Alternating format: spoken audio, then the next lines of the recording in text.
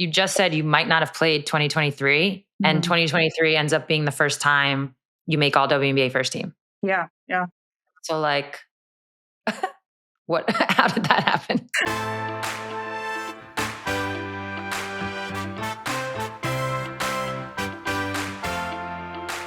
Hey everybody, welcome back to Bird's Eye View. Our guest today is a walking double-double, a 5-time All-Star, a 2-time Olympic gold medalist, and the heartbeat of the Minnesota Lynx. And when she's not getting buckets in the WNBA, she's building the future of the game as a co-founder of Unrivaled. She does it all with style, toughness, and that quiet confidence that everyone respects. I'm excited to welcome Napheesa Collier. But first, you know what time it is. It's time for Sue's View. So normally for Sue's View, I give you my take on what's happening around the league, but today we're switching it up. We're bringing you, the fans, into the conversation. I'm going to be answering a couple questions directly. So let's just get started. I did have a really big, I can't even put into words what kind of weekend I had last weekend. My statue in front of Climate Pledge Arena was unveiled. It was an amazing time. My friends, my family, the Storm organization did such a great job. I just can't put into words what it means to know that, you know, my family members, their kids, the fans' kids, and their kids will forever be able to visit this statue. It goes way beyond me. You can check out the entire unveiling if you want. I think it's on YouTube or something like that. But yeah, just an amazing weekend, and zero surprise that some of the questions that you guys sent in had to do with the statue. So I'll get right to it. So at Grace Moats with a double S at the end, they asked, what was the statue process like? What kind of say did you have in it? It was actually a really easy process. I got to choose the pose, which, fun fact, I first tried a pull-up jump shot. I'm like known for my pull-up jump shot, my little feet tucked behind me usually when I do it, but we couldn't quite get that. It didn't look like I was in the air. Kind of just looked like I was on my tippy toes, because obviously a statue does have to be connected to the ground. It's kind of how it works. So I had to bag that idea, and then very quickly I found what ended up being the pose that I used, which was me shooting a layup. In my speech, I talked about how my first WNBA points and my last WNBA points were all on a layup, so that layup does have meaning. And that one in particular is also what's used as the logo on the Storm floor. So there was a lot of just, good little stories in there that I really enjoyed. The best part, by far, was the hair and the ponytail. It makes it look like the statue's in motion, but it's just, it gives it true life. I also got to pick the sneakers. I also got to pick the uniform. And I went to the studio 2 different times throughout the course of the last year. First was to see like a 12-inch clay version of the statue. And it was within that smaller version where I got to make like little tweaks, like, oh, my knee was a little too far this way, put it this way. Like, oh, my arm actually looks more like that. But they did like a full measurement of my body. So it wasn't just based on a picture. They did full measurements everywhere to make it what it was.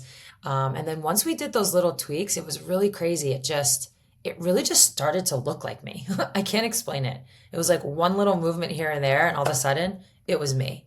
And then when I went back, which ended up being the last time I saw the clay version of the statue before it got bronzed, I walked in and immediately I was blown away. I was like, that's my face. That's like how my body moves. It was amazing. And, I look kind of ripped, so that was a nice little byproduct. Support for Bird's Eye View comes from Nike. What was your biggest win? Was it in front of a sold-out stadium or the first time you beat your teammate in practice? Nike knows winning isn't always done in front of cheering crowds. Sometimes winning happens in your driveway, on a quiet street at the end of your longest run, or on the blacktop for a pickup game. Nike is here for all the wins, big or small. They provide the gear, you bring the mindset. Visit Nike.com for more information. And be sure to follow Nike on Instagram, TikTok, and other social platforms for more great basketball moments. At Michelle Como asked, how did you choose the sneaker for your statue? I just picked my all-time favorite Seattle Storm sneaker. The Huarache 2K4 is one of my all-time favorite basketball sneakers, but the green and yellow colorway that I wore, it had my nickname Birdie on the side. It was actually a no-brainer. Okay, last question. at Rennes2356. As a newer fan of the league, what WNBA big history moments should I check out?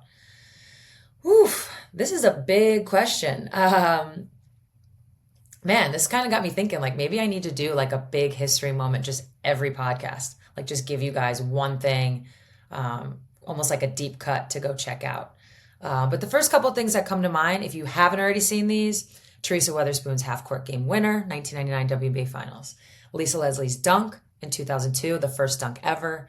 You've got the Houston Comets dynasty, 4 championships in a row. You've got the Hamby Heave. We've talked about that here with Dearica Hamby and Kelsey Plum. But if I had to give you like a couple other just like deeper cuts, I'm going to go with Angel McCoughtry, 38 points. That is a WNBA Finals record. She did that in 2011 versus the Minnesota Lynx. She played for Atlanta. She was drafted there in 2009. Atlanta was an expansion team in 2008. So Angel comes the next year. They go to 3 finals. By 2011, an expansion team. So from 2008 to 2011 goes to the final 3 times. Now they got swept every time. But that's besides the point. That's besides the point. Angel McCoughtry is one of the most, she just played the game different. She played at her pace, and that 38-point game was pretty special. And then I'm going to leave you with a game to go watch. First and foremost, we need the WNBA. Somebody needs to get on these games. We need to have more games on YouTube. We need to have more historical games on YouTube. We need to be able to go watch these things. Right now, you can't really go back that far. So I'm going to leave you with this game. Seattle Storm in 2020 played the Minnesota Lynx in the semifinals of the playoffs. Go check out game 1. Not only was this a close game with a game winner at the buzzer, but to me, this was when Phee really started to show like who she could be in this league. Like I said, it was a great game. I happened to be there as well. We happened to win. That's besides the point. But Phee and I talk about this game. And like I said, you could really start to see some things. And to be honest, no better way to get to our interview. Okay, first of all, welcome. You grew up in Missouri, which is kind of this low-key hotbed for basketball players. It's like quick question. Do you claim Candace? Does Candace claim you guys? Candace? No. Parker? No? Okay. No, I think she claims Chicago only. Okay. Yeah. Because on the interwebs, sometimes they throw her name in there. But anyways. Yeah. Obviously you. Yeah. Obviously you. Then there's like Jackie Siles, more current, Sophie Cunningham, of course, Maya Moore. But what are some of your earliest memories just about basketball in general growing up in Missouri? I mean, my first ones were just rec league. I didn't even really start getting into the game until I started in high school, kind of watching a little bit more. Like I would watch the Olympics, but getting more, like Maya Moore was my introduction into that because as you mentioned, she's from Jeff City and that's like a really small town in Missouri. There's just like not a lot going on there. We actually, OG Anunoby is from Jeff City. So now we have like 3 professional players from there, but she was kind of my only role model at the time. Like my introduction, she went to UConn. So I watched her there, kind of my introduction into UConn too, just becoming a fan that way. And then of course going to Minnesota. So she is one of my earliest memories. I mean, I have a picture even, I think I was in middle school. She was like playing pickup.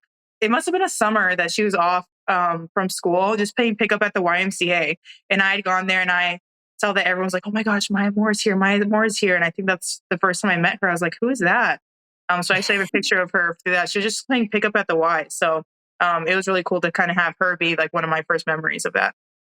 Yeah. It's funny. It's not the same, but somewhat similar. Tina Charles kind of followed me like through, I always joke, I'm like, you keep following me. Same high school, same college. Yeah. For us, it was more like meeting up and playing together at the Olympics. Yeah. But when you think about Maya, how impactful was it to have a version of a see it, be it, right? To see somebody who came from where you're from. I mean, like you said, it's pretty crazy to come from the exact same hometown and then go on to do the things that she did. It was so impactful. And honestly, I kind of got introduced to her after that through her aunt. So Maya's cousin, the aunt, is the mom of like a classmate of mine. And so I kind of knew them through that. And so she's the one that was like, Maya's the best player in the country. You need to like watch her. And so she's kind of the one that encouraged me to do that and got me kind of hooked like on watching Maya and becoming a fan of hers. So kind of having that personal connection makes it even more like I'm more invested. So I'm like watching her clips, watching her games. Like I want to be like Maya when I grow up. And it's the same like with Tina. I just missed her everywhere. Just missed her. Like she left. Just missed her out of college. So you Literally never just played missed with her. her? Never played with her. Like She ever? left the year before I got to Minnesota. It was like my one chance finally. Not Um, even like a USA basketball camp or something? no, not even USA basketball. Yeah, I guess Yeah, that was because your she rookie was, year. I think she graduated in 13. So she's like 7 years older than me. And so we Yeah. didn't really, the only chance I would have had was Minnesota. And she, retired the year before. But it was Mhm. still really cool to have someone like that from your hometown. It felt so niche. I think that's why like really stuck with me because like, what are the odds the best player in the world went to Jeff City, like came from Jeff City, came Yeah. from such a small town like me. So that was really cool. Cheryl Reeve, obviously the coach of Minnesota Lynx, she said there was like a quote she had. I think it was at Maya's retirement where it was like the impact of Maya Moore is that Napheesa Collier got to dream of one day being like Maya Moore. And I thought that was like so poignant because it's so true. Yeah. And it's really cool that, have you been able to connect with Maya, just like given all the different connections? I have. Yeah, I mean, we had those little touch points when I was growing up just through her aunt. Like her aunt did a really great job of kind of facilitating that. But especially since she visited a couple times at UConn actually. But since coming to Minnesota, like I've seen her a lot. She comes back for things. And now we both are at Jordan Brand. So that's like another place that I kind of see her. So it's kind of cool to be able to, talk through those things and kind of pick her brain when I do see her. Because I never got the opportunity to play. So like when I see her, I'm asking her all these questions. And so it's pretty cool. So back in high school, you were the Gatorade Missouri Player of the Year your sophomore year, and then your senior year. Yeah, Let me see if I'm getting this right. I think that's right. Yes. Yeah. But your junior year, you lost to Sophie Cunningham. Yeah, I sure did. What happened? I don't know. Come on, people. What the heck? We were Did winning. you We play won against state her? 3 years in a row. Did you play against her? I played against Sophie since I was in 8th grade. Wow. Yeah, How would you describe her like then versus now? Is it similar? she's the exact same. Yeah. The exact same. Okay. I love that. Oh my God, that's hilarious. Another story that I read that I think is so interesting because there's a ton of foreshadowing in this is that at some point you tried to join an AAU team and they basically told you there wasn't any room. So tell everybody the story. Yeah. So again, that small town in Jeff City. My parents, neither of them are from Jeff City. So my dad's from Africa. So he like came there in 94. And my mom was from basically like a farm 20 minutes from Jeff City. So it was kind of a little bit cliquish. So people, they grown up together, their kids had gone through sports together growing up. And by the time I started playing basketball, all those teams had been formed. And so, my parents were asking like for tryouts. I'm trying to get on a team and they were saying, oh, it's all filled up. Like no one has room. And so my parents were like, okay, if there's not a team here, we're going to make our own team. And so from like the surrounding cities, we got all the best players in those surrounding towns and we created our own AAU team. We're called the Lady Warriors. And yeah, like we just were actually really good. Like we ended up beating all these teams, we got really good. All of a sudden there was room on the team for me. Mhm. But yeah, like, and I really credit this coach. Her name is Kay Foster to, I think like why I feel like I'm really fundamentally sound basketball player. And I think it's credit to her. She just was so great at focusing on the fundamentals, teaching me like real basketball. I think a lot of times for kids too, it's like they try to dumb it down almost because they're kids. You're trying to introduce them to things. She did a really great job of knowing that kids are smart and adaptable and moldable and teaching us things beyond the normal years that you would have like for kids that age. And I think it Mhm. made me a better basketball player. So I credit her a lot to like my beginnings in basketball. So yeah, that was kind of like the story of, you can't join them, beat them, the opposite of, Yeah, the opposite. I mean, the foreshadowing is obviously unrivaled.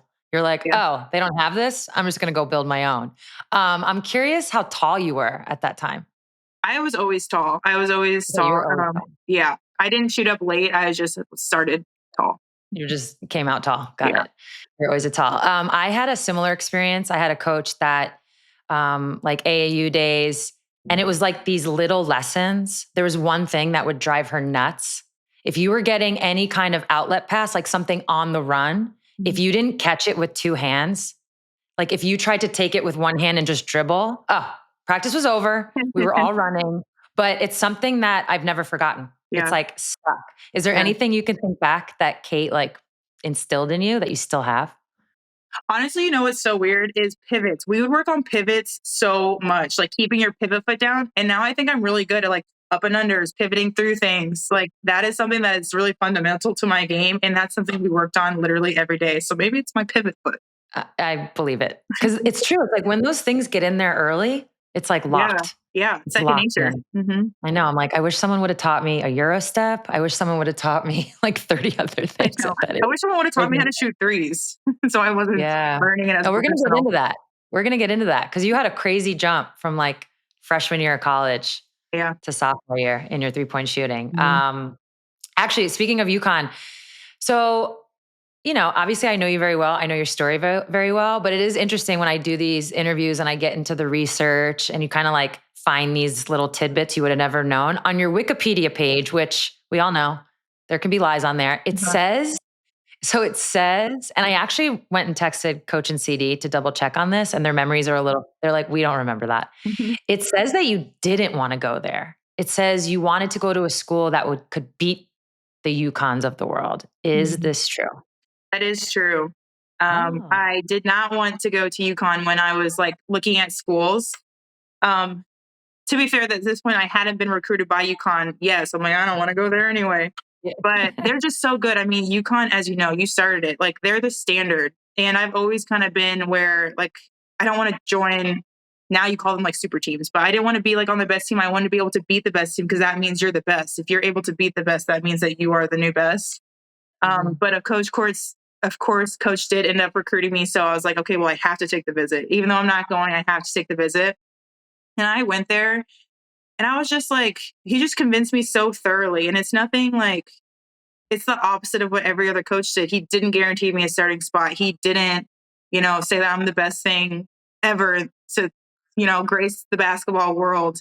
And that is what sold me because I've never been where I like smoke up my butt. I like the real because that means like I can't trust what you're saying because I know I'm not the best. I know that I need to work on things. And if you're saying I'm perfect, I have a starting spot, like how do you know that? So the fact that he wasn't doing that is what really convinced me. And at that time, I knew I wanted to be in the WNBA, and I kind of treated it like as a job almost. I'm like, this is gonna put me in the best position to become a professional basketball player. Like, I'm not going there to party, obviously. Like it's not like they had the honestly like the worst rooming situations. They had like the worst I know it's amazing they get any of us to go there. Now, I mean, I don't know how they got the first round of you guys because it's not like you had the history of, okay, we're the most winningest college either, but you guys came anyway. And we didn't even have like the closest McDonald's was 15 minutes away. Yeah. The closest grocery store, I don't even know where it was. Weirdly enough, me and Lou, we used to talk about that all the time. Like, how did he get those first players here? Because dang, it was crazy. But I know. Hello, recruiter. Yeah. He is. Yeah, they definitely didn't show us the cows on our trips. And then you get there and you're like, whoa, where did these cows come from? Where's the cows? Where's the people? Where's the town? We're in the middle of nowhere. In the middle of nowhere. We had one convenience store called Store 24, and that was like our go-to for everything. It's like a poor man's 7-Eleven, but what else? We had nothing else. We were just talking about Diana's documentary and how her mom was like, this is a horror movie. My mom cried when she dropped me off too. She's like, where did I leave her? This is a horror movie. My mom did the exact same thing. Oh, that's so funny. There's another part to that story. Like the story in the documentary is so accurate. I've heard that story a million times. I was actually one of the people that picked Dee up. So Dee and Lily, her mom, get to, Connecticut. They land, they go to Coach's house. Lily's going to stay in a hotel. And then we drive 20, 30 minutes to his house from campus to pick Dee up to take her back and her visit starts. And when we're there, Lily is like, it's just so dark here, because Coach Auriemma's like, oh, what do you think so far? It's so dark. And in his response, like classic Coach Auriemma style is, Lily, it's 9 p.m. It's dark everywhere. It was just, it didn't matter. Darkness or not. It didn't matter. I thought you were going to say like, Lily, we played inside sport. We got lights. Or that. Yeah. Did you take your visit with Lou? I did. Yep. Okay. So is that, just for you, is that the first time you're meeting her or had you known her already? I can't remember if that was the first time I met her or if it was after, because I played 3-on-3 USA basketball with her, and I can't remember which one was first. I don't know. I can't remember.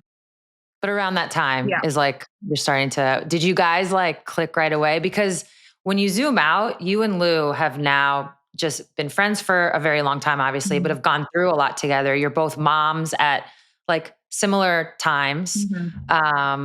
So yeah, what's it been like to kind of experience all of this with Lou? Yeah, it's amazing. Did we click at first? We were cool, like cordial, I would say. At USA, she was honestly really quiet and kind of like almost shy. And I'm not super outgoing with new people either. So I feel like we were both like that. And then you get to school and you're like, we're the one of 3 freshmen. You're going through the same experience and you open up to people. And we found out how like weird we are. Like there's nothing to do. So you make your own fun. And we were just both really weird. And so Lou, I feel like is just one of those friends. I feel like you and D, it's just they get you when you don't have to talk. Like Lou and I, it feels like we're the same person. We have so many shared experiences and like, I don't know, the way we see the world, the way we were brought up, we're just like really alike people. And then, just forged through fire. Freshman year is just the hardest thing, to go through. UConn freshman year, and it bonds you. It's like why the teams are so close, why classes are so close. And that's how we became best friends. And she's someone even now, like she's still one of my best friends. And you can go months without talking. We'll pick up like we never left. And especially now through motherhood, it's the same. Like I can explain something to Lou and she'll understand it without me having to pour every single thing that I'm thinking. She just gets it. So she's just kind of one of those friends that are rare to find. So I feel really lucky to have her. Yeah. What's so weird about you two? I think we just think stupid shit is so funny. Like before TikTok, you had not even Vine, it was Dub Smash. And we would do just all the Dub Smash stuff. I mean, the videos on my phone. Dub Smash. We love Dub Smash too. And it was so fun. It was so fun. That was back when the internet was fun, It was a silly place, not like it is now. Yeah. You bring up your freshman year, everybody's freshman year. I'm sure across the board in college is just so terrible. All the preseason workouts. For you specifically, you're on this like amazingly talented team. Breanna Stewart, Morgan Tuck, Mariah Jefferson are seniors. I mean, the list goes on. Gabby's on the team. We already mentioned Katie Lou, Kia Nurse, Azrae Stevens, Crystal Danger. I mean, you guys, you've played through your time with a lot of great players, but especially your freshman year, you had to play essentially behind Stewie and Tuck. What do you think that taught you? I learned a lot my freshman year. I mean, it was, like I said, definitely one of my toughest. I mean, it is my toughest year ever playing basketball.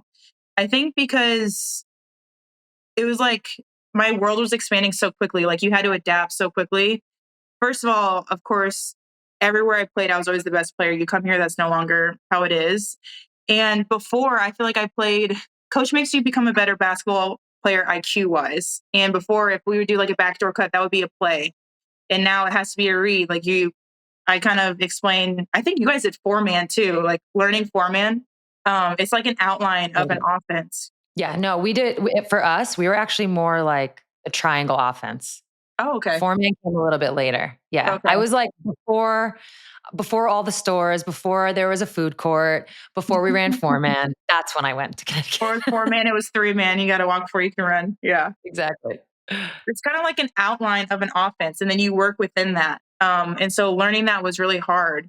It was just like really hard for me to kind of grasp that concept. So all of a sudden, for the first time in my life, I can't remember plays. That's never been my problem before.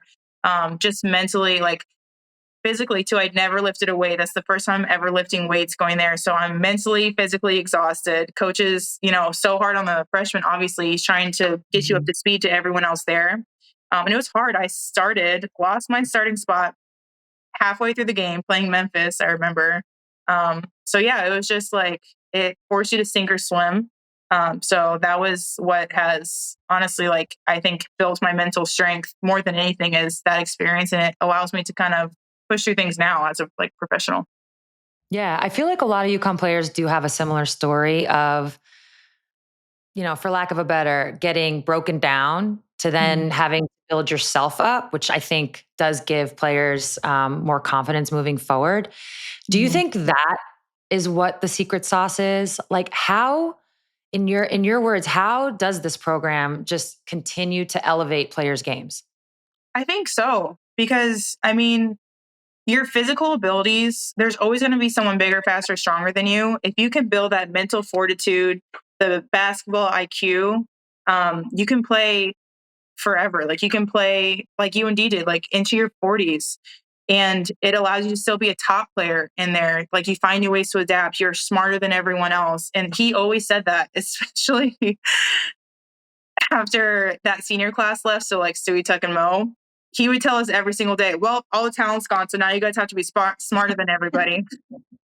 All the Such talent's a gone. jerk. We had all those WNBA players you listed. He's like, Yeah. all the talent's gone. You guys better be smarter than everyone else. So the next 3 years, he really worked on our mental IQ and mental toughness. But I do think that's what the secret sauce is UConn players are just so smart in the way that they play.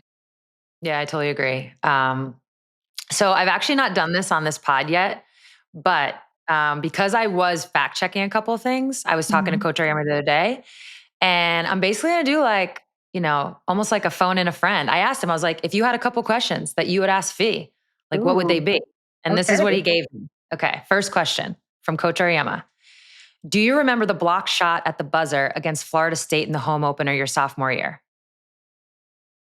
I got blocked or I blocked someone. Either way, I don't remember. I don't know. I think you must have blocked it. Okay. Florida The answer is State, no. no. I don't remember Okay, that. I love it. I love it. Next question. You'll remember this. Because I think it might have been a pivotal point for you. You were first team All-American your sophomore year. Mhm. Honestly, this is not so different from the Gatorade Player of the Years. You were first team All-American your sophomore year and first team All-American your senior year, but your junior year, you were only second team, as if that's trash. It's obviously not trash, but to go from first to second and then back up. He asked what happened in your junior year and what did you change, if anything, heading into your senior year? What happened in my junior year? I don't know. I feel like I hit like a slump almost. I came back just with a fire in my belly, I think my sophomore year, just coming off my freshman year, which I said was like just so up and down. I was like, I never want to feel this way ever again. I did a 2-a-day every single day that summer. And that's why I had that like huge jump from my freshman year to my sophomore year. I was like, I'm going to come back like I mentally so much stronger. And for me, like the more practice I put in, the better I feel, So the reps is what like builds my confidence. So I was just repping every single day. And I don't think I did the same thing going to my junior year. I kind of felt like, okay, I'm here now. Not that I'd made it, but I'm like, I don't need to work as hard as I did before. And I just feel like that showed. And, also people are guarding me differently now. Going into my sophomore year, I'm almost like a freshman. Like no one knows what to expect because I didn't play my freshman year. And so now people have a year of film under their belts and I'm trying to do the exact same moves. It's not going to work the second time around. So I think that was it too. And just trying to navigate that. So similarly, feeling that way, I was like, okay, I got to step back up again for my senior year. And I feel like I've, try to keep that mindset every offseason now. Yeah. Real quick, so people understand, from your freshman to sophomore year, just in this one category, honestly, all the categories, but this one category, in your 3-point percentage, you went from 15% to 43, which is like, yeah. You didn't even know that? Yeah. No. Like a crazy jump. So yeah, I feel like there's another foreshadowing thing happening here when you have a fire in your belly. Yikes for everybody else. But yeah, it is different when you move to the top of the scouting report. Becomes a whole different ball game. It is. Happens. Okay, his final question. Do the back-to-back buzzer beaters in the Final Four still hurt? Oh my gosh, yes. Honestly, I'm not even gonna lie. Until the past, like, I would say 2 years, 3 years maybe, every time we got to like an end of game situation, it was really close. I had like PTSD. I'm like, here we go again. Like, someone's gonna hit a buzzer beater, especially playing against Dallas and Enrique. I'm like, she's gonna make it. She has at 100% accuracy in the last 10 seconds of any quarter or game. But yeah, I do think about that a lot, especially the senior year or sophomore year one with Notre Dame, because I was guarding Enrique at the end there. And I think about that a lot too, actually, because that is one of the first times I talked to Kobe. And he told me, like, I asked him, what would you do differently? Because he was talking to me about that. And he said, the shot clock in your head, and then you count it down like 10, 9, 8. And once she gets to a certain 5 seconds, you can press up more because she doesn't have time to beat by. Anyway, he broke this whole thing down. And I think about that a lot still, even when I'm in the game situations now. Yeah. Have you been on an island since then? Like at the end of a game? I don't think so. Honestly, Okay. I try not to put myself in those situations. Just kidding. Fair, No, I don't fair. think I so. mean, for what it's worth, I literally did an interview before hopping on with you, and they kind of went through my career, and they brought up we lost my junior year, and I still feel physically ill thinking about it. Yeah, I think I it's because know. with college, there's the expectations that we have. Mhm. The Final Four is a huge stage, and it's also when you're out of it, you only get those 4 years. Like in the Mhm. WNBA, you're going to play for a very long time. I can speak for a 20-year career. There's always this feeling of, oh, you have multiple chances. And in college, it's like you only got those 4. Yeah. So when one slips away, it lingers. You Mhm. can't It ever go does. back. It does. Actually, speaking of those UConn expectations, though, did you feel the weight of that, like the championship expectations during your time, and how?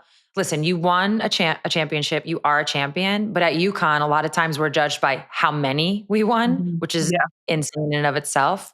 But I'm curious how that shaped your experience. How does it inform how you look back on your career? it does. I do think about it.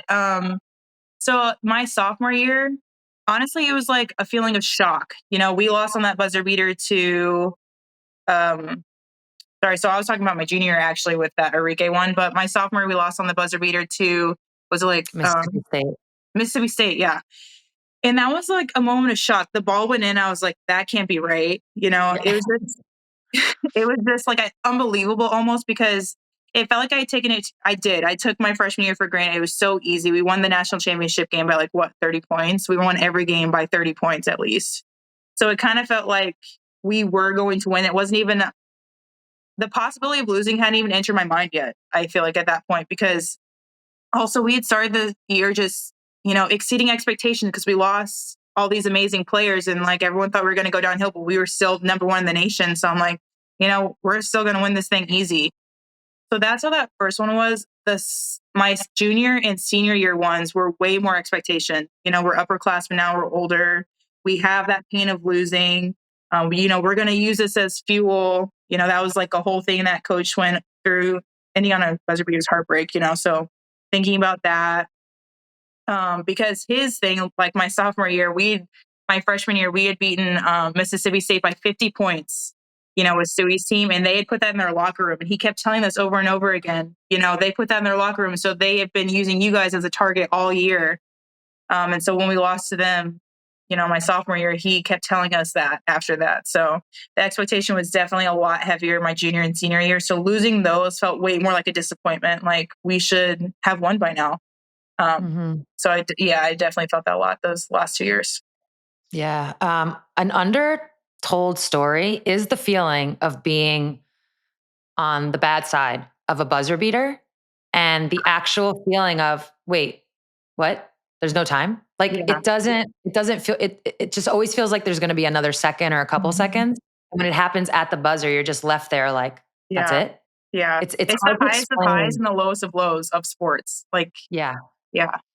Yeah. Ugh, that's the worst feeling ever. So you finish your career, like I said, a national champion. You actually finished ranked third in scoring, fourth in rebounds, seventh in blocks. I want to talk about your defense a little bit. You are an elite defensive player in the conversation for player of the year every year now for the last, who knows, 4 or 5 years, and also an elite shot blocker. So in your words, what makes you so good? I just try really hard. I don't know.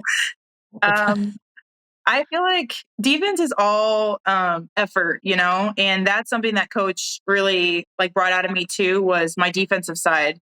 Again, just I feel like high school, my team, every team I've been on, honestly, was just so much better than the teams that we played against. So you don't learn those skills that you need to when you're playing people that are also really good.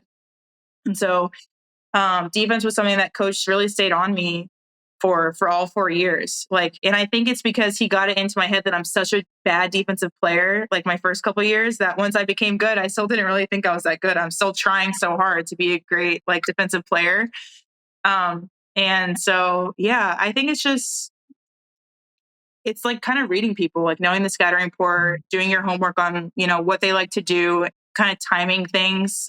Because I'm undersized, I'm short for my position. So you really have to use anything you can to get a leg up. Like you have to know the scouting report. You have to know what shoulder they like to go over. There's a kind of time when they're going to be jumping to try to block it. So trying to use my brain more than my physical abilities on that side of the ball for sure. Yeah. I mean, listen, keep the chip, keep the PTSD that Coach Auriemma clearly gave you on being a bad defender. But when I was chatting with him, he said, I was like, was she always a good defender? Just trying to understand. He was like, yeah, always. Oh, wow. I know. And then I was like, well, what made her a good defender? And he was like, so smart, great anticipation. Oh, thanks, coach. But if you need it, he also said you suck and you're terrible. Yeah. So I don't want to tell him he told me that. I'll keep that. Okay. So moving to offense, I mean, I already mentioned the jump you took from freshman to sophomore year. What are some of the big differences in your game from those college days to now? And like, what do you credit that to? I think my ability to create a little bit more. Before, it was really just like I would sit in the paint, I'd do a fadeaway, or I'd spot up and do a three. I think my ball handling has gotten better where I can, do like step throughs, like spin moves, like doing more things in the paint. And I think it just comes with experience, honestly. Like, yes, of course, I'm still working every off season. I really try to focus on like one thing every off season to get better at. But it's so much experience. Like you can't really teach a lot of the stuff that people get better at as you play more years. You know how people start to defend, you just see the game a little bit differently. One thing I do think is different is I watch a lot more than I used to. Now, especially, these games obviously impact my, the seating for my team. And I know everybody, like you're watching games a lot more. I didn't used to watch that much. And watching, you just learn so much. You see the game a lot differently than, like the court view when you're playing. And that helps me a lot. Did you just start doing that naturally? Or was someone like, yo, you need to watch? People have been telling me I need to watch for a long time. I just started listening. I guess. Like, I'm busy. I'd rather go shopping. Yeah, I want to do something else. Yeah. Support for Bird's Eye View comes from Etsy. As these ladies dominate the game on the court, stars Cameron Brink, Skylar Diggins, Nneka Ogwumike, and Breanna Stewart are dominating off the court as well, and teaming up with Etsy to show how their style travels. With an exclusive collection from Etsy, these athletes showcase their coveted personal style with the help of Etsy sellers. By blending self-expression with craftsmanship, this collaboration is more than a drop. It's a celebration of the shared spirit of grit, originality, and heart that drives both athletes and makers to create something truly special. The 4-piece Icon collection includes a 2-piece clothing set by Skylar Diggins and Etsy seller Mary Lowe of By Mary Lowe, metal statement earrings by Nneka Ogwumike and Etsy seller Deja Sparks of Deja Sparks Jewelry, a New York City-inspired charm necklace by Breanna Stewart and Etsy seller Hadley Staub of From Hadley, and press-on nails by Cameron Brink and Etsy seller Haley Tripp of Bling It On Nails. Plus, each athlete has also curated a selection of more style finds on Etsy, offering a deeper look into their off-court aesthetics and creative inspirations. Shop the full collection and curated edits exclusively at etsy.com/the Icon Collection. So you talk about working on something every offseason. What was it this offseason? Ball handling was a big one. Just getting stronger with the ball, honestly. Not so that I could, be one of those breakdown players that has to dribble a bunch to get by someone, but just so that I feel better in my moves, Like we talked about, the more people see you, the more they know what you're going to do. So making sure I'm strong, like going into the paint, making sure I can dribble into like a post up kind of thing. So just that I kind of feel more comfortable with the ball. And then also 3-point shooting, I wanted to be more consistent this year. Yeah, I definitely see more, I guess we'll call it like perimeter abilities out of you, probably over the last couple of years. But yeah, you can see it. Okay. You're headed into the draft, right? Senior season is over. I have to know what was happening because you go 6th, okay? Mm-hmm. Looking back, this is like insane. It's hard to even imagine that you dropped that far. And 6th is totally respectable. It's not to say anything bad about the actual number, but given where you are now, it's like, how did nobody see this? So tell me or walk me through what the draft was like for you. The draft was a little bit crazy. Before then, our draft class talks about that a lot. We have such a strong draft class. There's still so many of us still playing in the league. And so that was one of the years that we didn't know who was going to go one. I didn't think I was going one, but we didn't know who was going to. I feel like the years before that, you always knew at least who the first pick was. But I think it was like Holly that asked me this question before, like, what has made you so different? And it's like, it's hard for me to objectively see why, because I felt like I always had this within me. Like, I didn't know that other people didn't see it, kind of thing. So I don't know why people didn't see it. Because you always believe in yourself. Mhm. I know. Like, I think everybody watching was like shocked yeah. that as the picks were Yeah. going. Yeah. I And don't then know. also like, damn, she's in Minnesota now. Keep it God going. damn it. I don't know. I also am a huge believer everything happens for a reason. So maybe I was just meant to be in Minnesota. It worked out for the best for sure. You couldn't, it's like a storied franchise where you were teaming up with, Sylvia Fowles in her last couple of years and getting to learn from her. Obviously, Cheryl Reeve, so much success, everything surrounding the franchise. So yeah, sometimes I forget who I was talking to, maybe Ryan Howard recently. And they were kind of like, I forget exactly how she worded it, but the essence was, it really doesn't matter what number. Yeah. It does in a sense because, yeah, it's where you go. Even if that means you're picked 20th, if you end up in the right place, and you could definitely make the argument that you're in the right place. Yeah. But so now you get to Minnesota, and what are some of like your earliest memories of being there? Like just impressions in general. Yeah. It was like honestly such a whirlwind. We had the Final Four literally, I think it was 3 days later, we were at the draft. And then a couple days later, I was at Minnesota. So first of all, you're just, like wary, kind of scared because all of a sudden you're at the bottom of the totem pole again. You feel like top dog when you're a senior at UConn, you know everything. And all of a sudden I'm a rookie. But my first memories was of Syl. She was so amazing. Like, anyone who knows Syl, she's called Mama Syl for a reason. Like, she gave me a huge hug. She's like, baby, anything that you need, I got you. Call me anytime. She gave me a huge hug. She's just so warm. She means it. She's one of the most genuine people I've ever met. Like, so warm, so motherly. I love Syl. Yeah. And so, it was that, honestly. And then we got into playing and I sucked. We were in training camp and preseason. We had 2 preseason games. I think I had 5 points between the 2 games. I had a 3 and a 2 in each. Like, what were you finding to be like so difficult? First of all, I think I was just not playing confidently. Like, again, I felt like I was bottom of the totem pole. I shouldn't be the one taking the shots. Like, I didn't do what got me there. That doesn't mean shooting, but I wasn't being aggressive in anything, trying to get rebounds, play defense. I was playing kind of skittish like I was my freshman year. And that's exactly what I was thinking. I'm like, I am not doing that again because, again, that was just like the worst mental space to be in. And so before our first game, Auriemma was in the starting spot. She got hurt. I think she tore her ACL. And so that's how I got my starting spot. And I was like, okay, I'm leaving that behind. I have to at least play confidently. It doesn't matter if I make shots or anything. Everything I do, I'm going to do it with confidence. And I ended up having 27 points that game. And I just like mentally, I never looked back. Yeah. So 27 points in a rookie debut is the second highest. It puts you right behind Candace Parker. You shot 8 for 10, 3 for 4 from 3, 3 blocks, like all over the place. I actually remember watching it, which is so interesting because I never would have known that you weren't already in the starting lineup. Like it just seemed like, oh, player from UConn, high pick. Of course she's going to start. So it's interesting to know that training camp, let's say, didn't go perfectly. Yeah. Is that, were you also adjusting to playing for Cheryl? Honestly, not. She's so similar to Coach. Yeah. It was almost like a comfort. I'm like, okay, I know what this lady wants. Like, I know how to deal with her. Not really. I wasn't really adjusting to her. I was adjusting. Yeah, it's like you went from one demanding. You went from like one demanding place to another. Yeah, it's almost like a safe space. I know exactly what these kind of coaches want. I know what they expect from you. Like, I know how to function here. It was more. Everything is so fast. Everyone plays way smarter. Like we were talking about the experience. Everyone's so strong. They're super tall. I was undersized in college, but not like in the pros. I wasn't that undersized in college. Now here I am like many inches shorter than a lot of people, like everyone else in my position. So kind of getting used to all that, like just reminding myself that I belong here, I guess.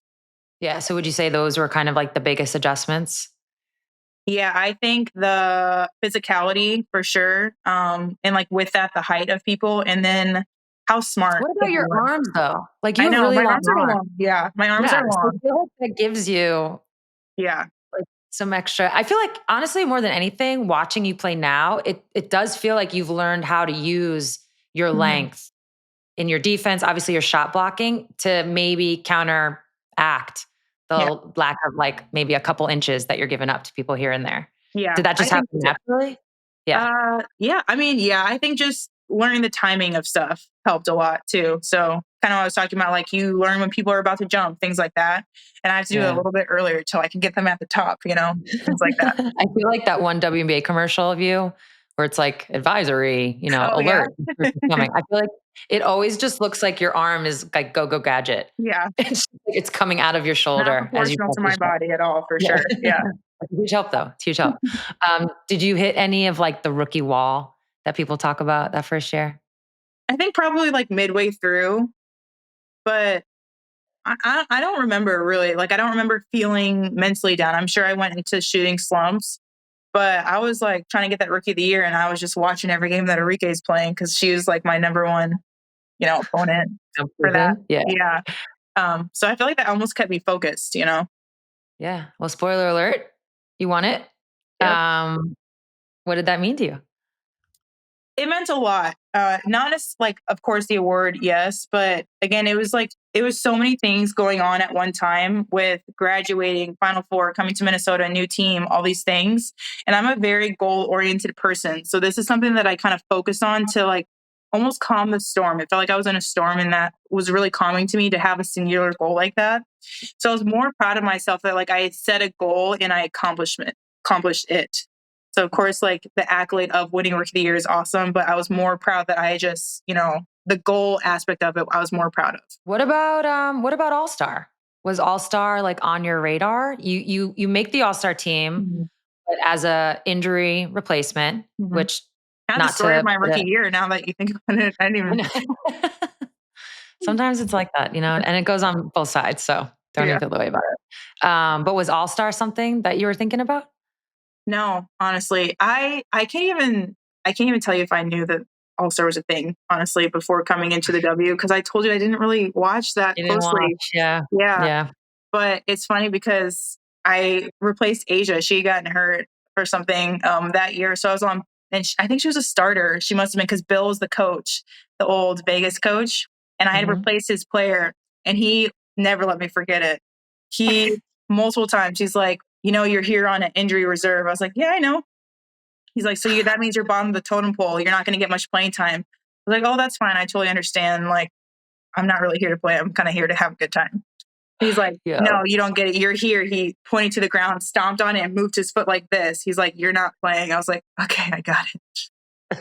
Classic Stuff Bill. like that all the time. I'm like, you want to put me in my place? I'm just happy to be here. Classic Bill. I mean, listen, Cheryl's one of like, his disciples. Cheryl came from the Bill Lambier tree. He can't be doing that to you. But that is classic Bill. I actually love that story. This came up when I was talking to Plum when she was on the pod, just like how he's just like that. But Mhm. also, I don't know, there's something about him. I feel like the more time I spent with him in the bubble, like seeing him in the hotel all the time, I was Mhm. like, oh, I'm up to your game now. Like Yeah. hard exterior, soft interior for Yeah. sure. And also his little cameo. I don't know if you caught this in Dee's documentary. They're in the No. car, and Penny's like, "Oh, Bill texted." They're talking about Bill Lambier, Oh, and it's like, yeah. "Oh, you knew when to leave," or something like Yeah. that. That was That's Bill funny. Lambier. Yeah. So Oh, okay. funny. So your rookie year, you guys, you obviously have a great individual year. You guys make the playoffs, but it's like single elimination still. Mhm. So it wasn't much of an experience. But I am curious, like, because we played you in 2020, which I'm going to Mhm. get to. That was such a difficult series. I definitely want to talk about that. Did you learn anything from like the single elimination game? I think it was just the one. Yeah. Like, did you learn anything and take with you on just what playoff basketball is? Yeah. We played you guys. We lost to Seattle in our game. It actually shaped me a little bit as a player because I like gave up that game. You guys were at your peak at that time, like you guys are the best team in the league. And I don't remember the score or anything like that. I just remember we were down. There was no chance of us winning. And it felt like I had almost given up. And just like the feeling of that, I was just so disappointed in myself. I was like, I never want to be that player ever again. And that has shaped who I am as a player. Like I keep that in mind, honestly, every game, especially like when we're down at the end. Like I think about that and it allows me to push through to still work as hard as I can, even if I know that we're going to lose. So that actually, yeah, I do remember that about that season. Yeah. Well, we met again the next year. I actually didn't play in the 2019 year. I was out that season, but in 2020, yeah. So we meet you guys in the first round. Mm-hmm. It's funny because it was a 5-game series. We're in the bubble. It's at the end. It's a 5-game series. It's not like home court advantage really exists. Mm-hmm. I think we like flipped courts or something like that. Or like home teams in the bubble got to have their music. And that was really the only indicator that there was a home game. But yeah, we swept you, but that's not how I feel when I think back on that series. Mm-hmm. You guys were so tough. I'm actually going to ask kind of like an ending question first. Do you remember what I said to you after the series? I don't think so. What'd you say? Okay. We were like walking, obviously we're all going to the same place. Mm-hmm. So it was like after we were in the back and I was just like, I don't remember exactly how I said this, but I know what I was trying to communicate, which was just like, I'm so glad I'm almost done because you guys are going to be a problem. Like I can already feel the problem that is that is going to be. Yeah, I was like, you guys are good. It was just you had such you had a really nice balance. You had guards that could create off the dribble. They could pressure you defensively. And then it was actually you and Dantas. Yeah, because Syl yeah. Syl was injured, so she didn't play. And in some weird way, you never obviously want to see a player get injured, but in a weird way, it helped unlock this whole other part of the Minnesota Lynx. You're now kind of not more perimeter oriented, but you have these players that can both shoot threes. And it was just a really tough matchup for us. I'm curious, like what you remember about the series. I actually remember it a lot, just the way it made me feel, because same, it didn't feel like we got swept. Every game, it felt like we were going to win. And I think, it was the first one. Did it go to overtime or like you guys won on a free throw or like on a buzzer beater? So close. We won on a crazy putback. Yeah. I forget. I think Sammy Wickham got the last shot. Oh my gosh. No, that was like the third game, I thought. I think, that was the first game. It was the first game? I'm positive because there is an insane picture of me hugging AC. Because what happens is Sammy misses, it falls in AC's hands, and she just quickly puts it back. And then I go and hug her, and I look like a psychopath because I'm just like, thank God. I don't think we would have survived overtime. You're right. I don't think we would have survived overtime. Yeah. Yeah, that was game 1. Game 2 was also like back and forth. But it was like game 3 was also something crazy. Was it something crazy happened in game 3 too? I thought it was like really close. Anyway, I think game 1 and game 2 were the close ones. Yeah. Okay. Yeah. It just felt like we had a chance because again, you guys are at the top. You are who everyone is chasing. And I was like, we got him. We were going to get him. And then she had that putback trauma again. I'm like, damn, every time I get in this situation, I lose. But yeah, that was super fun because especially when you're like a young team and we were, not good.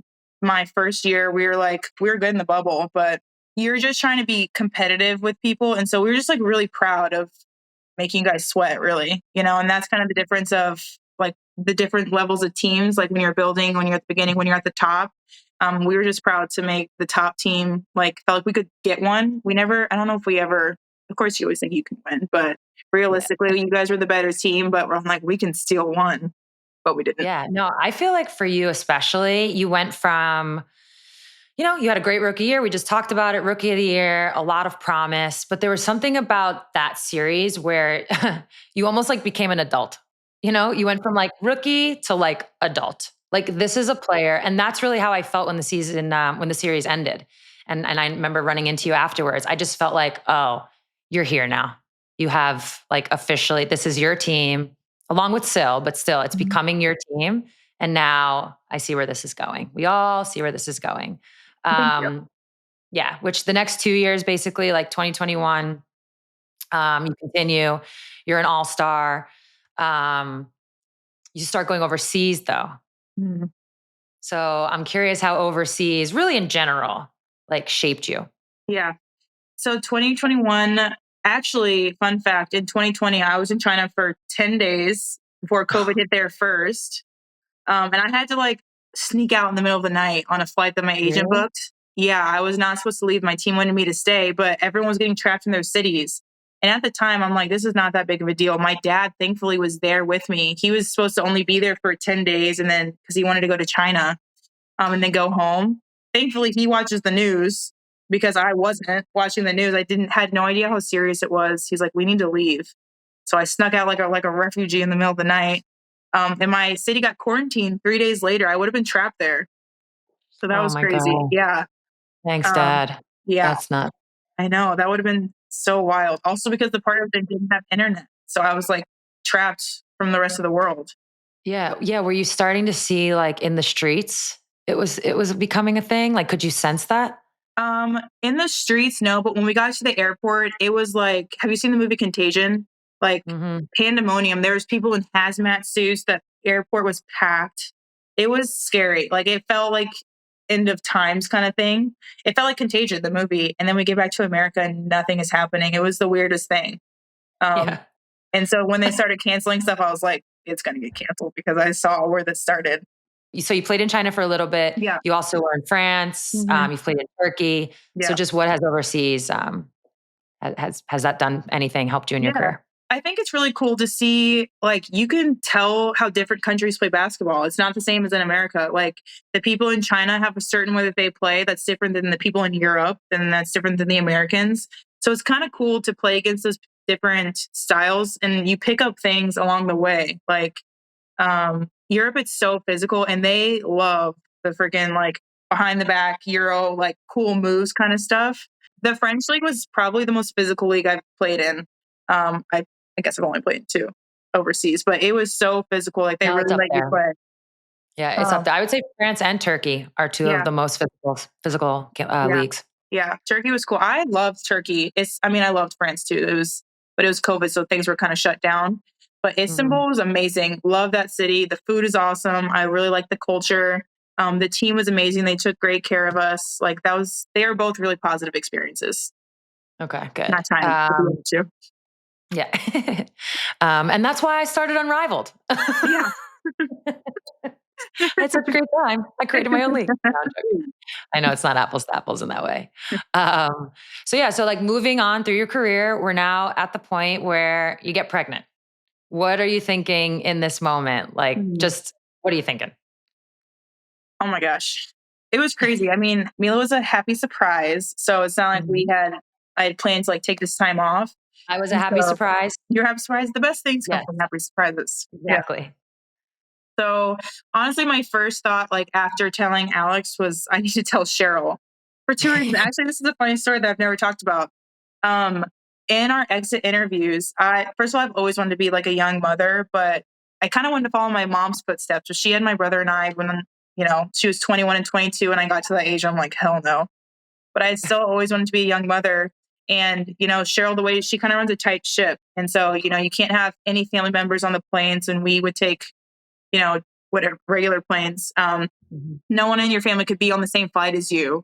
There's no one allowed in the practice facilities, things like that. So I said, not right now or anytime soon, but I want to have kids. Like at some point, am I going to be allowed to bring, childcare, blah, blah, blah. I know we have these rules. She's like, oh yeah, for sure. It's way different when you have a family. And I did know I was pregnant at that time, but I was. And so that's our exit interview. Like literally a week later, I'm calling her. I'm like, "Hey, I'm pregnant." She's like, "Is that why you're asking me these questions?" I was like, "No, I swear, I didn't know." But I don't even know if she believes me still to this day. What's it like playing for Cheryl? I feel like a lot of people have a lot of, they're curious. They want to know what Mhm. Cheryl's actually Cheryl is an amazing coach. Like she has a gift, honestly, of kind of like Coach Geno of knowing how to get the best out of players. And she's so incredibly smart in the way that she sees the game, the way that she adapts, the way that she puts people in places to be successful.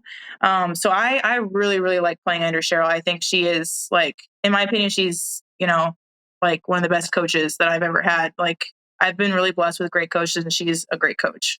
Yeah, I've never really played for Cheryl. She was the assistant on like my last Olympic cycle. And there were times, because Dawn was a college coach, where Cheryl would like fill in, I guess, for the head coaching spot. So I got a taste of it. But playing against the Lynx, it's like I've always had such respect. And I think exactly what you said comes through when you play against her teams. Like, everybody's on the same page, everybody is giving 100%. She gets people to buy in a way where you're playing hard, you're executing. And then I did learn from shoot arounds, like when she was an assistant, I was like, oh, you guys really scout, man. Yeah. You're like breaking plays down. You're like, we're taking away this pass. Yeah. And that was really, I was like, oh, now I see. And it really helped me, to be honest. Yeah, that is exactly how it is. Against you guys. Because it got to a point where in Seattle, I think it was when Jenny Busek was actually still our coach, and she already kind of picked up on this. We were like, we can't play call. We can't call plays. Yeah. The minute you guys see a play call, that's it. You're going to blow it up. It's going to get so hard to make one pass. So we literally just stopped calling plays. Anytime we played you, we just didn't call them. We had like a whole game plan and everybody knew, but we just wouldn't say the plays out loud, or it'd be a lot of like, we're going to run hard. Yeah.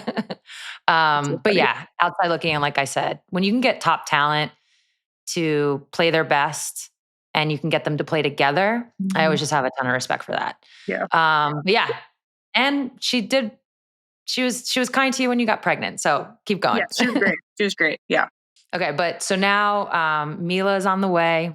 So you essentially missed the 2022 season, but you do quote unquote, rush back because you want to play with Syl for a couple more games. Again, you've already talked about that relationship with Syl. So what did it mean that you got to do that? It meant so much. Syl is just like, she's been such a mentor. She's just one of the best people ever. And I didn't want to have my last game be not knowing that it was going to be my last game with her. Like, I wanted to come back and be able to play a little bit. In hindsight, probably not the best for my body. In fact, it was the worst thing I could do to my body, but it was amazing. Yeah, it did. Like, the off season was, the hard. I didn't think I was going to play the next season. Wow. I had no idea. And it's insane because you just said you might not have played 2023 and 2023 ends up being the first time you make all WNBA first team. Yeah. Yeah. So like, how did that happen? Honestly, I think it was a mental shift. Syl was gone, and I knew that it was like my team now. And I've always kind of said, when I am doing things for other people, it takes all the pressure off me. Like, when I put pressure on myself, that is when I perform my worst, because I have such high expectations for myself. When I am doing something where I feel like, okay, everyone is relying on me, like, if we win or lose, essentially it's going to be on my shoulders. That, I think, makes me play better. It makes me play freer, harder, because there's just a lot more responsibility. And I think that was kind of the shift and like the start of my mindset changing in that way, and it like making me into a better player, really. Yeah. I mean, I can't get over that year. You go from like what could have been a super, super, I don't know, difficult time and a low time to have to miss another season, which, by the way, missing back-to-back seasons just would have been hard in general to come back from. It's like a career killer. It's hard to come out after 2 years. Yeah. Really hard. Yeah. That's actually why I have a ton of respect for Skylar, because that's essentially what happened. You didn't get to play for those 2 seasons. So you make the playoffs in this year in 2023, but you guys lose in the first round. Now we're in the off season. And I feel like the Lynx now, this is when it starts to take shape, because you add Courtney, you add Napheesa, a lot of Smith joins the team. Zandalicini comes back. She had been with the team like years prior. She comes back. When are you getting the sense that this team is going to be special? In training camp. Really? Yeah, because these are players, again, Cheryl does a great job of putting people in places to be successful. These were all good players where they were. And specifically, I was like, Lan is a free agent. We need to get her on the team because she was so hard to play against in Chicago. I remember every time we play Chicago, I'm like, damn, I got to go against this girl again. She is so hard to play against. And Very quick. Here's another one. You two are low key bigger than you than like your height says. Yeah, she's undersized too. Yeah. Yeah, you're both like quote unquote undersized, but you play much bigger.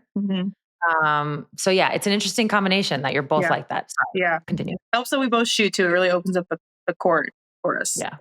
But anyway, yeah. So like, I was really happy we got Lan. She was in Istanbul at the time too, playing on a team. So I was like really trying to recruit her hard when we were over there. And then getting Courtney and T, just, good players, like wherever they were. Courtney was in Chicago as well. But I think Cheryl does a great job of, like, our system is so built for everywhere that she puts people. And it put some people on the map. Like Lan had said that she thought about retiring because, she almost didn't get like a contract. She wasn't playing a lot, things like that. And she's turned into like this amazing player. And it's not like it wasn't there before. She just wasn't utilized the way that is most beneficial for her. And so we just clicked. I mean, and I really can't explain it in any other way. It's just sometimes you have this amazing chemistry with a certain group of people. And you said it best earlier, when you can get really good players to lock in on one thing, like have all in faith on a coach and in a system and on a team, you can get amazing things out of people. And that's what we did. We just all bought in so hard. Everyone on the team is so selfless. It feels like college where you have that bond with people, which is so rare to find in professional sports. And yeah, it was just like, I think in training camp, the energy was just amazing. It was the best training camp I've ever been a part of. We were hanging out like every day. We were doing stuff together, which again felt more like the college experience. And we were just having a great time off the court, and it manifested on the court. So it was kind of cool to see that blossom like last year. I definitely think what jumps out with this team, this 2024 team, and then this year's team is that chemistry. And I totally hear you. It's like sometimes it does just click. But has there been any moments where it like, I don't know, got shaken up a little bit? Yeah. Honestly, this year, coming into training camp this year, it was not as good as last year's training camp. And I think it's because we were just firing on all cylinders the last time we were together. We lost the game, but we're playing our best basketball. Like everyone's clicking so well. Last year was so easy in the way that everything came together so perfectly. And so we expected to kind of pick up where we left off. And that's not what happens after 6 months of not being together. So I think everyone was like, oh, what's happening? We're not the same as we were last year. We're not as connected as we were. We're not firing the same way. And Cheryl actually had to have a talk with us explaining just that. Be like, you can't expect to pick up where you left off after 6 months of an entire season to 6 months off. It's not going to be the same. You have to build up those connections again.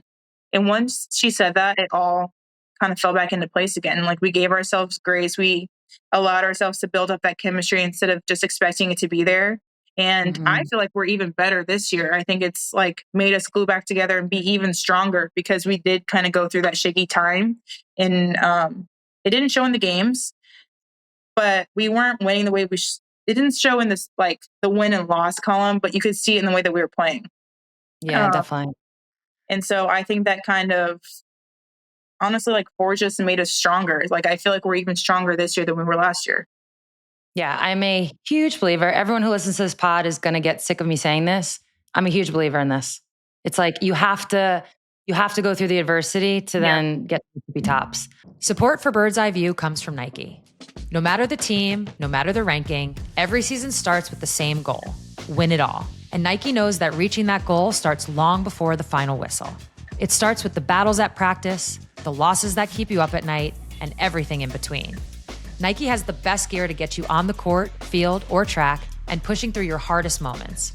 So whether you're the champ or you're looking to knock them off the pedestal, Nike is there to help you with winning no matter where you play. Visit Nike.com for more information and be sure to follow Nike on Instagram, TikTok, and other social platforms for more great basketball moments. Okay, so your 2024 team has a ton of success. You guys, when you think back to the playoffs, just talk very quickly about what like Courtney Williams is bringing, what Kayla McBride is bringing. Obviously, we already talked about Alana. We already talked a little bit about Napheesa Heidelman, but those two in particular, what did they bring to your playoff run? Just so much like diversity. You can score, like we have scoring on all levels. Courtney's mid-range game is absolutely insane. Mac is one of the best 3-point shooters ever in the WNBA. So having them being able to hit those shots, like hitting crazy shots, just locking in so much. It was so much fun. Despite like how it ended, that was such a fun series. Just like two really great teams competing well. Like we were both playing really well. And that's just fun to be a part of. Like, yes, I wish it ended differently, but even to have experienced that was amazing. And yeah, I mean, those two are obviously just essential pieces to our team. And it's so fun to see like when they get going and just like, I'm glad they're on my side. Yeah, I would say I haven't like really sat down and thought about this, but off the top, I would say that's probably like top two, top three finals ever. Honestly, maybe number one, because Mhm. to have basically all 5 games, I think just game two was a little more on the lopsided side, but every single game had so much excitement to it, edge of your seat, came down to the final play. Yeah. Man, it was really epic. And I think for you specifically, I mean, you probably know this, but I'm gonna rattle it off. You set crazy records in this playoff run. You tied the single game total with 42 points. You were the first player ever to score 35 plus in consecutive games. And then the first player ever to have 25 plus and 10 plus in 3 games in a row. In the finals specifically, so that was the whole playoffs. In the finals specifically, you kept breaking records. In game one, you became the first WNBA player to have 28, 6, and 3 steals. The 6 is the blocks, 3 steals in a playoff in one single game. In game 3, you set a new record for most points in a single postseason with 249. You broke Dee's 15-year-old record, and you did it in less games. Obviously, by the end of the finals, you became the first player in the league to lead a single playoff run in points, rebounds, steals, and blocks. You also broke Tamika Catching's 2009 record, and you now hold the record for most steals and blocks in a postseason with a total of 48. I mean, Did not know. what kind of zone were you in? Can you duplicate this? Was it the flow state? Like what was going on? I Yeah, I mean, I can't explain it other than I just felt like I was in the zone. And I think it was just based on every time we gotten to the postseason, you know how precious every game is. So I feel like I've just never been that just singularly focused before because I knew anything can happen, especially in the first rounds where it's the 3-game series. It's like if they steal one, then it goes to like then it's basically the final four all over again, where it's just like you just need to win one game. And I know how that ends, and I don't want to be in that situation, Right. which I was in the 5th I game. know, I'm like dot dot dot. Yeah. So I think just going in with that mindset where, like you got to do what you got to do to make sure that we win this game. There was no like lack of confidence. I feel like I just went in knowing that I don't know, I was just so focused. And then same thing in this next round when we played Connecticut, which they were always such a hard game for us. Every time we played them, they're so physical. I knew it was exhausting. That was such a hard series. So you go in with the same thing because I think we lost to Connecticut the year before, like in the playoffs. So you know how good they are. It's a fight every time we play them in the regular season. You cannot go into any game just like as Coach CD likes to say, lollygagging. Like you have to be so focused. And then, you're just playing great competition. So it's the same story when you get to New York. They're an amazing team. Like you're at the finals. This is the farthest I've ever been. I've never been to the finals. And so you just come in with that, like, it felt like it was our year too. Like I thought we were going to win. And so, yeah, just came in with that mindset. If you told the story of the Lynx in 2024, it felt, and this happens sometimes. I mean, we're just kind of sort of saying how epic this finals was. It felt like you guys had a little destiny on your side. Like no one Mhm. was talking about you the same way they were talking about the Liberty. And here you are, you hit the scene, you hit the seat hard and fast. You're breaking records. It felt like, not everything was going your way, of course, but it felt like every time that you could have been counted out, even within singular games, you were Mhm. like finding ways to win. Yeah. And it's just, you also met another team that was on its own kind of like path of destiny. They Mhm. lose in the finals the year before. That's motivated them all year. And so for them, it's, they're bringing the first championship back, to New York. So it was Mhm. like these two destinies kind of collided, and everybody knows the end.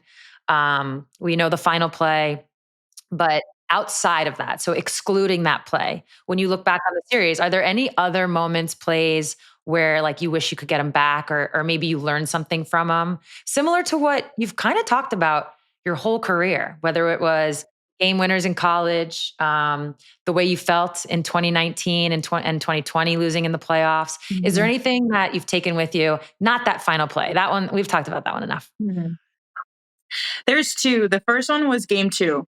You know, it was just so much like we had just had that so exhausting series with Connecticut, and we came to New York 2 days later, like, or was the next day or something like that, something crazy, so short.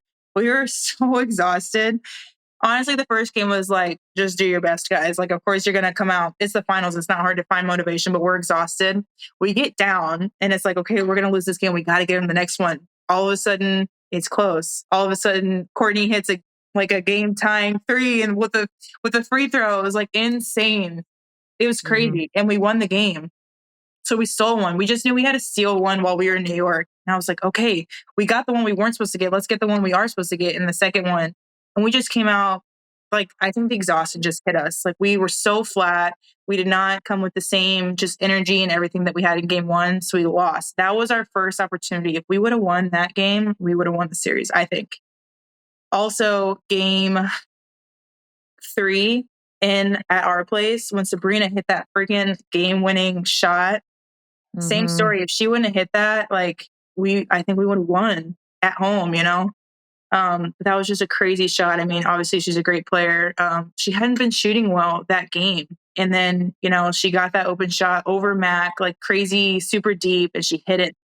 Like, those are just gut punchers. So Mhm. those two like situations, it's just like if something just would have went differently in those, we could have won. What's your favorite and least favorite part of what is now becoming this on-court rivalry with Stewie? Somebody you have a ton of history with. Mhm. Um, My least favorite part, I mean, Sue's a great player. So it's like you can play the best defense you want and she'll still make it. So that is like sometimes frustrating because I'm like, oh, that's good D. I'm right there contesting. And she's like, wow, she'll make it. Mhm. I think the most fun part is honestly the same thing, like same side of a different coin. Is she's so good. It's like when you do get a stop, you feel so good. And honestly, I feel like our games are really similar in the way that we think and move, I would say. So for me, I feel like a great defender when I'm playing her because I feel like I know like what she's gonna do. She's such a great player. Like we move similarly. It's just she's a great player. Even if you contest, she'll make it. So that's like the best Mhm. and worst part is I feel like I'm great because I'm right there and I'm contesting. But she'll still, make the shot. So Yeah, it's like the old good offense beats good defense yeah, kind of a vibe. yeah, for It's funny sure. you bring that up because back to that 2020 series for a second. One of my vivid memories is like seeing and thinking, like, oh man, she's got Stewie's timing. You Hmm. do. It's like you have her timing a little bit, and maybe vice versa. But I definitely remember seeing it in that series. Yeah. Now you two started Unrivaled. We have Hmm. talked a ton about Unrivaled on A Touch More. So just one quick question. I'm curious, are you able to actively be involved in the planning while you're in the WNBA season? Like, what's that juggle like? Yeah. I mean, yes, because, Alex is basically just like right over there on the Zooms every time I get Yeah. home. And so I kind of get to like peek in and see what they're doing. It's really fun. I mean, to have so much say in something like this is it's awesome. Like your voice really matters, your opinion, like the ideas that you have. And so like planning for year two has been awesome. Just, all of our hopes and dreams and like our what ifs. If you could have anything, what would it be? Like adding those things, how do we implement it? Um, so that's been really cool. I've just learned a lot through that. And to be able to like continue it on to know that we had success in year one, that we have even bigger plans for year two, it's just been awesome. Yeah. It is really amazing that you guys are building. I mean, I've expressed this to you before. You're going to look back and it's going to be such a prideful like memory that you're Mhm. able to literally build a league that got players a ton of exposure, a ton of money, a place to play. So as always, congrats to you on that. Okay. You're injured right now. You did a little of a bop on your ankle. Big bop. First and foremost, I just want to say you being in the game in the third quarter is not that big of a deal. People were trying to like make it a thing. I was I like, what know. do you expect? Sadly, you stepped on your teammate's foot, which to me says the old, like, that could have happened on a curb. Yeah, Like, it this was. isn't, Yeah. but like, how are you feeling in this injury? Like, where are we at with it? I feel good. Yeah, I mean, just doing rehab every day, trying to stay off my feet, get the swelling down. It sucks, like, especially, it's the end of the season. The team is clicking so good. I have serious FOMO right now. Like, everyone's having so much fun. And I'm just like, guys, I'm still here. Is there any, like, because I agree with you. It's just, it was unlucky.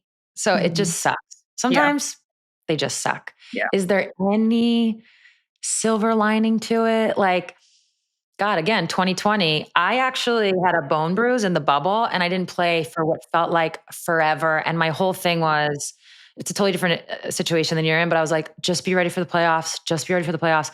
And then, it took me like a little bit to get back into it, but I was like, maybe that was the best thing that happened. I was fresh for the playoffs. Are you finding yet any silver lining to this? It sucks. I wish I wasn't in this position, but maybe it's good my body needed this rest. I believe everything happens for a reason. So maybe I just needed this rest for different parts of my body.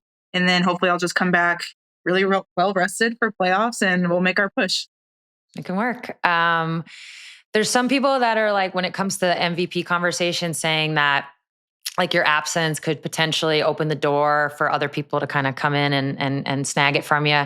Does that are you thinking about that? Does it put any pressure on you to, I don't think you would ever come back if not ready, but to maybe get back sooner?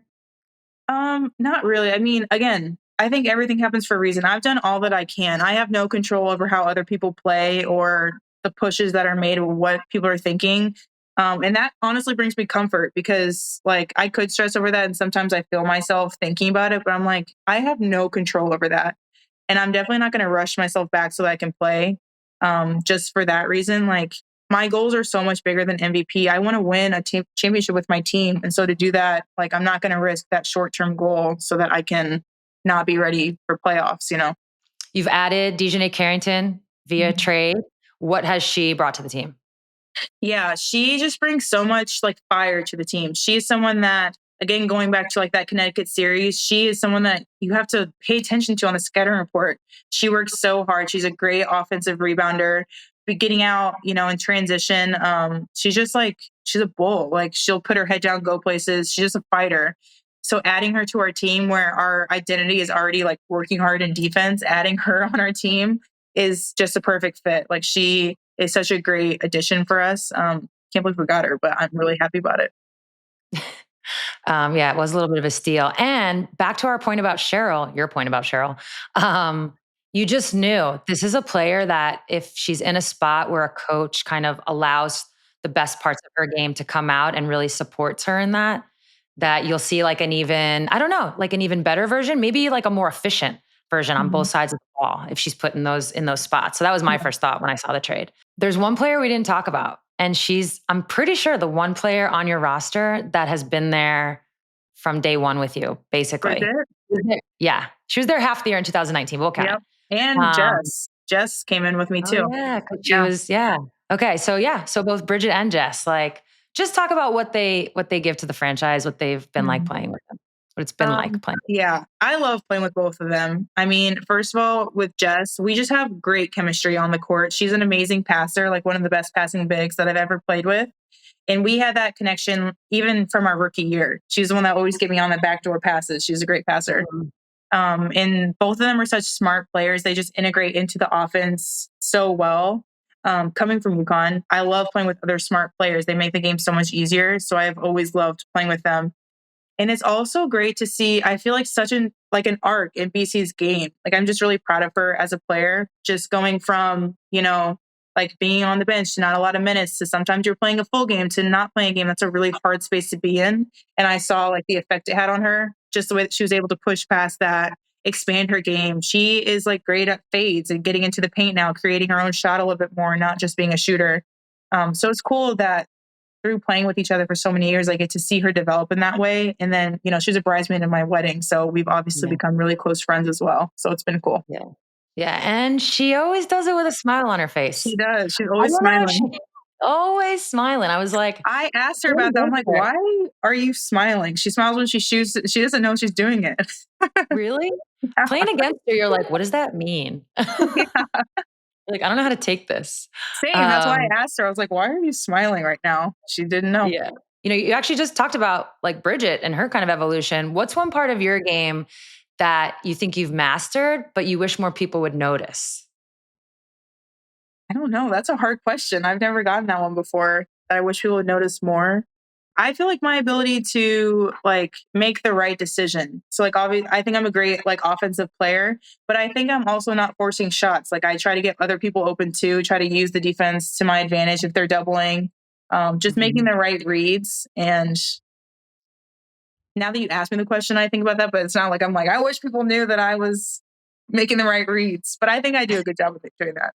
Phee, whether it's been UConn, Minnesota, USA basketball, you've actually been on a lot of teams where you've had to like keep legacies going, right? Like get teams back on top. So I think I already know the answer to this one. I do like this is the last question I ask all my guests. When the season's over, what is success going to look like for you and the team? A championship. That would be success. Nothing short. Surprise, surprise. Surprise. Okay, before I let you go, I've got some big 2K news. Once again, NBA 2K26 is making history. They keep doing this. For the first time ever, WNBA players are going to be part of 2K's fantasy card collecting mode. It's called My Team. That means players can now mix and match all their favorite NBA and WNBA legends, which is pretty cool, and current stars to build the ultimate 3-on-3 or 5-on-5 roster, something we've never seen before. So we're talking dream pairs like Jalen Brunson and Angel Reese, or Lisa Leslie and the Joker, or maybe even throwing a lob from Paige Beckers to Cooper Flagg, some Dallas connections. And just imagine you could have Steph Curry and Caitlin Clark lighting it up as your backcourt, dropping 4-pointers. You're a big fan of those, I know, and torching defenses. The possibilities are endless. This is a monumental moment for the game and for women's basketball. For the first time, like I said, you'll be able to mix it up.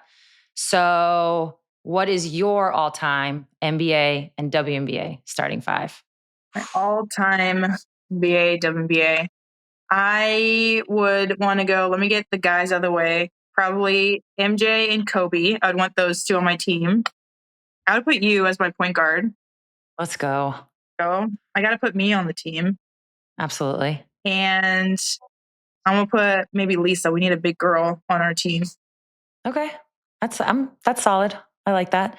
Okay. If you could team up, you got to pick one NBA legend and one WNBA legend for your 3-on-3 squad. Who is it? Maya, so we can finally play together. I probably should have put her on my 5-on-5 team. I love that. And an NBA player. I would have picked Kobe. I would pick Kobe and Maya. Honestly, they both would be so good in 3-on-3. They would be so good. Yeah. So with games like NBA 2K now featuring WNBA players in its most core focus mode, do you think they're shaping how like younger generations learn about basketball legends at the broader story of the sport, including like the women who have helped build it? Yeah. I think it's bridging the gap, right? So you have these younger kids playing the game and they get to choose these, pillars that have built the game. People that aren't still watching, that they can't still watch on TV, but then now they can play with and see them in that way. So it's like making it live on in that way almost. So I think it's really cool to kind of, for them to learn and to meet them on their level in the way that they do learn. Yeah, I agree. Okay, Phee, we've got a little surprise for you. Did you know you're going to be the highest rated WNBA player in the NBA 2K26 at launch? I did get a call from Ronnie today, actually. I know. I love the Ronnie call. I do too. It's so fun. That's awesome. I'm so excited. Yeah. So you're coming in at 98 overall, taking the top spot from last year's cover athlete, Asia Wilson. How are we feeling about that? I asked him why I wasn't a 99, but he said, we'll reevaluate after the season. I was like, okay, if we win or if I get MVP, I want that 99. He said, maybe. So we'll see. Little does he know, you operate well. You operate well with I the just fire needed in your belly. How much does a recognition like this reflect the work you've put in over the past few seasons? I think it just shows that feels like the world is like seeing the work that I put in, which is really cool. That's definitely not the reason that I do it, but obviously always to be like acknowledged for that is a really great feeling. Yeah. And do you play 2K yourself? If so, are you excited to run it back with a 98 version of you? I don't play right now, but I feel like this is a great opportunity to start, honestly. Absolutely. At least get Mila on there, you know. Yeah. Yeah. She'll probably make me do a dunk or something. That'd be cool. Phee, thank you so much for all the time. I always really appreciate it. That was Napheesa Collier, everybody. She's already had an incredible career, and she's really just getting started. She's also just starting to watch film, which is crazy because I know from experience that can be a legit game changer. You know, I always love hearing about players' early days, like how Phee credits some of her footwork. She has great footwork. She credits some of her footwork to her youth coach, Kate Foster, or how she was able to follow the blueprint that Maya Moore really put into place. But I really can't get over the foreshadowing of her building an AAU team as a kid to now being the co-founder of a league with Unrivaled. Like I said, I knew back in those 2020 playoffs that the Lynx were now Phee's team and that she was about to become a force in this league. But to learn that she also has the ambition to match that is what really stands out. Phee is starting to create her own blueprint that others can follow. Oh, and by the way, she's doing all of this while being a mom to Mila. And that's it for this week. This episode is a co-production of Together and Vox Media. Our producers are Tommy Alter, Jason Gallagher, Richie Bozick, Harry Krinsky, Jess Clarendon, and Melanie Carter. Thanks to Nike for their partnership. Sometimes winning is hard. Sometimes it's painful. But Nike knows, when you step on the court, it's what you came here to do. From the champions to the underdogs, from the top of their class prospects to the little brothers finally dunking on their older brother in the driveway, we all have the same goal: win. Nike provides the best gear, products, and stories to get you from the first quarter to the last, even when you feel like you have nothing left to give. Visit Nike.com for more information and be sure to follow Nike on Instagram, TikTok, and other social platforms for more great basketball moments.